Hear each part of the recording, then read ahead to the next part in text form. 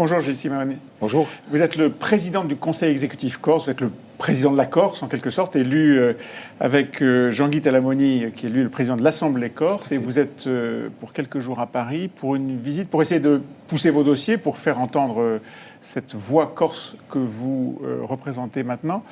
Ce qu'on sent de vos différentes déclarations après que vous avez vu Édouard Philippe, Gérard Larcher, le président du Sénat, c'est que vous n'êtes pas content de ce voyage.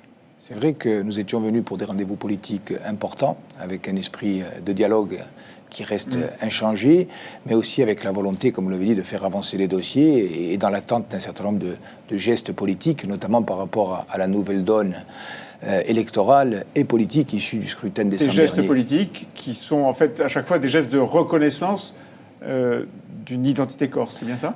Oui, aussi, mais avec aussi des déclinaisons très concrètes dans le domaine économique, social, institutionnel. Et de ce côté-là, après avoir vu avant-hier le Premier ministre accompagné du ministre de l'Intérieur et du ministre des collectivités locales, et puis hier le président du Sénat, nous nous rendons compte que par restrictions successives, on est en fait très loin de ce qu'il était légitime d'attendre et d'espérer. Vous voulez dire que le gouvernement ne bouge pas ? Édouard Philippe, qui a la réputation d'avoir plutôt bien mené les concertations, par exemple avec Notre-Dame-des-Landes ou d'autres sujets, là pour l'instant, ça ne vous convainc pas ? Non, ça ne convient pas du tout simplement parce que c'est très en deçà d'abord du mandat qui nous a été donné par le suffrage universel, dans des proportions très importantes, voire massives, puisque nous avons remporté les élections avec 56% des suffrages exprimés.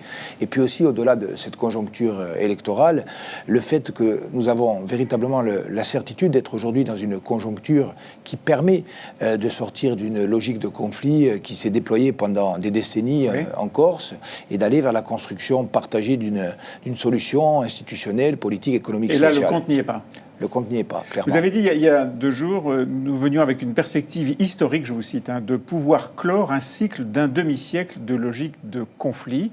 Donc aujourd'hui, vous dites, nous ne sommes pas en position de clore ce demi-siècle de cycle de conflit. En ce qui nous concerne, c'est très clair. Nous voulons clore cet épisode douloureux et nous voulons absolument, et nous continuons à vouloir sortir de la logique de conflit. Vous voulez, mais est-ce que vous sentez qu'en face, vous obtenez les conditions qui vous permettent d'obtenir satisfaction ? Mais pour effectivement passer à une autre phase qui nous appartient d'écrire ensemble, il faut être deux. Et pour l'instant, il n'y a pas de manifestation de la part du gouvernement et plus généralement de l'État d'une volonté politique véritablement de se situer à la hauteur des enjeux. Et donc, vous appelez à la mobilisation des Corses, vous appelez à une manifestation ? Oui, parce que après avoir été patient, et c'est normal, après avoir expliqué, après avoir attendu des gestes, nous constatons que rien ne vient. Dans ces conditions, nous sommes aujourd'hui dans une impasse politique. Nous disons là, aujourd'hui, vous dites qu'il y a un impasse politique. Aujourd'hui, il y a clairement un impasse politique. Vous devez rencontrer le président de l'Assemblée nationale dans la journée. Tout à fait. Vous allez le faire ? Le président Talamoni et moi allons bien évidemment le contacter. Nous n'avons pas pu l'avoir hier. Nous allons exposer ce qu'est la situation nouvelle, telle qu'elle est issue notamment de nos entretiens avec le président du Sénat et le Premier ministre, et puis nous verrons avec M. de Rugy, avec lequel, par ailleurs, nous entretenons d'excellents rapports et dont nous savons qu'il est un homme d'ouverture. Et donc vous espérez décoincer un petit peu ce dossier qui est verrouillé. Ce que vous cherchiez avec Gérard Larcher, c'était une assurance qu'il y aurait une modification constitutionnelle pour inclure la Corse dans la Constitution en tant que telle. Ça s'est raté. Oui, c'est un enjeu politique, institutionnelle et juridique majeure, puisque faire sauter le verrou constitutionnel et reconnaître la spécificité de la Corse dans la Constitution, ça fait d'ailleurs l'objet d'une délibération qui a été votée par l'Assemblée de Corse par 47 voix sur 51 membres, donc une très large adhésion, bien au-delà de notre famille politique. C'est indispensable pour ensuite pouvoir travailler dans la durée oui, bien sûr, mais à l'avancée de plusieurs dossiers. Ce qu'on peut vous répondre, c'est qu'il y a spécificité et spécificité. Vous n'avez peut-être pas le même contenu derrière ce mot que Gérard Larcher, Édouard Philippe, Jacqueline Gouraud, ceux qui vous ont reçu. C'est vrai, donc l'étendue et le contenu de cette spécificité reste à discuter dans le cadre du dialogue que nous recherchons justement, mais nous dire ab initio que la Corse sera traitée comme la ville de Paris ou la métropole de Lyon, à l'évidence, ne serait-ce qu'en termes d'histoire, d'insularité, de culture et puis de logique politique, il y a un problème. Logique politique, là aujourd'hui, la logique politique c'est quoi ? Une stratégie de la tension, des manifestations, de la tension, créer les conditions d'un autre dialogue ? Non, nous ne sommes absolument pas dans une logique de tension ni de surenchère, mais simplement nous voulons clairement poser les enjeux. Nous retournons vers nos collègues élus pour leur faire le compte-rendu de ces réunions. Nous retournons également devant nos mandats. nos mandants, les électeurs, et puis plus généralement devant les Corses, il y aura une manifestation, probablement dans les jours à venir. Dans les jours à venir, avant la visite d'Emmanuel Macron qui vient le 6 et le 7 février. Le 6 et le 7 février, normalement, même si ce n'est pas encore officiellement confirmé, la manifestation aura certainement lieu avant. Nous déciderons ensemble de la date. Stratégie de l'attention, vous voulez faire pression sur le président ? Une stratégie de mobilisation, d'implication de tous les citoyens de l'île pour bien faire comprendre également que lorsque nous parlons avec un large soutien et puis avec une volonté qui va au-delà de notre famille politique, d'engager un véritable dialogue avec le gouvernement et avec l'État. On parle beaucoup d'attractivité du territoire en ce moment. La France, le président de la République a reçu à Versailles 140 patrons étrangers. C'est un des grands sujets de la France vis-à-vis de ses concurrents. Est-ce que l'attractivité de la Corse est un sujet ?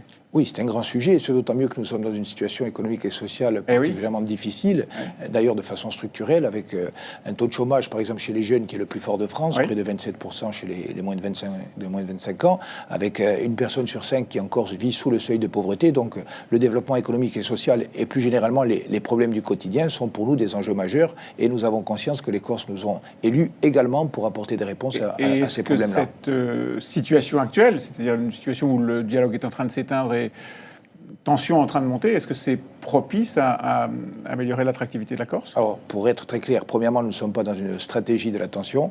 Deuxièmement, si nous mobilisons aujourd'hui, c'est précisément pour réactiver le dialogue.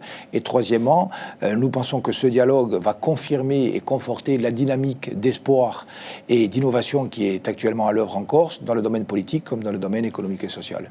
Dans vos revendications, dans ce que vous portez au nom de ces mandats que vous avez reçus du peuple corse, il y a la co-officialité de la langue corse, ça pour l'instant c'est non.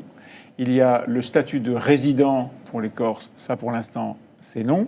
Et il y a le rapatriement des prisonniers, que certains d'entre vous appellent prisonniers politiques, ça pour l'instant c'est peut-être. Enfin, Jacqueline Gouraud, la ministre auprès du ministre de l'Intérieur, a dit... On peut étudier le sujet. C'est là que vous pensez qu'il peut y avoir une enclave ? De ce côté-là, c'est un peut-être qui, pour l'instant, reste un non. Donc ça pose un problème, et ce d'autant mieux que cette situation... La ministre Jacqueline Gouraud a dit on peut étudier des cas. Hein. Oui, bien ça. On peut étudier des cas, sauf qu'on ne nous dit pas quand, on ne nous dit pas comment. Et c'est une ouverture. Et surtout, on exclut a priori de ce rapprochement un certain nombre de personnes.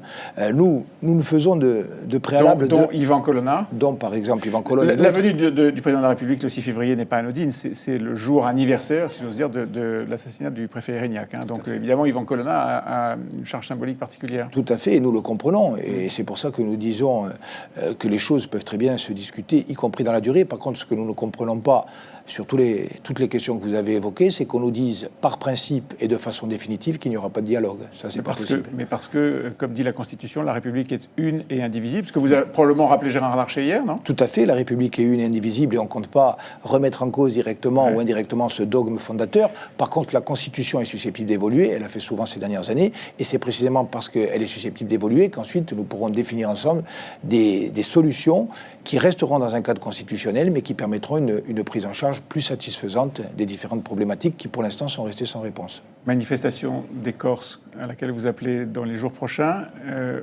Aujourd'hui, si vous avez un pari à faire, est-ce que la visite d'Emmanuel Macron se passera bien ou pas ? Bien sûr, je l'espère, et j'espère aussi, je l'espère, et nous ferons tout pour qu'elle se passe bien. Ceci étant, je crois que le président de la République, là comme ailleurs, mais là plus qu'ailleurs, dans tous les domaines de la vie politique française, a les clés du déblocage de la situation, et je l'ai dit souvent et je le répète, je pense qu'il peut être l'homme d'État qui créera les conditions pour que cette logique de conflit disparaisse définitivement et que la Corse et la République entretiennent un dialogue fécond. En tout cas, vous faites appel à lui ce matin. Bien sûr. Merci beaucoup, Gilles Simone. Merci.